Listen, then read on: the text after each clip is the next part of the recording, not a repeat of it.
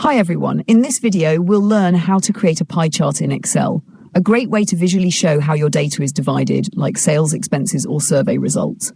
So here I have a simple dataset showing the sales of the first quarter. I'll go to the Insert tab and under the Charts section, click on the pie chart icon. You'll see different styles, 2D, 3D and even donut charts.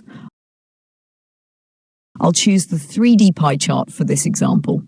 And just like that, boom, your pie chart appears instantly. You can move the pie chart by clicking and holding the blank area inside it.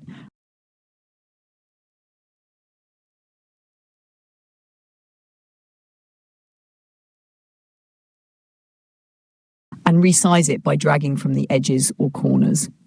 Next, let's make it look a bit better. Click on the chart title to rename it.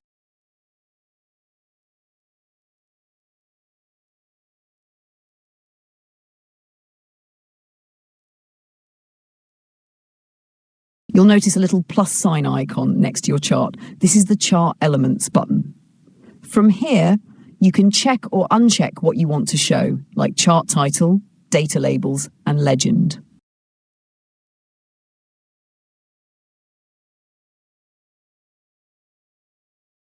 Right below that, there's a brush icon. That's for chart styles. You can experiment with different colors and designs to match your theme.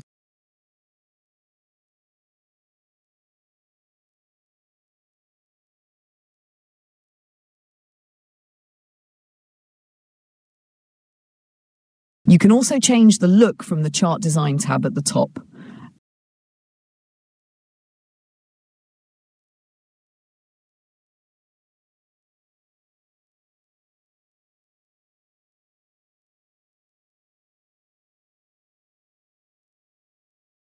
And here's the best part, the pie chart is dynamic.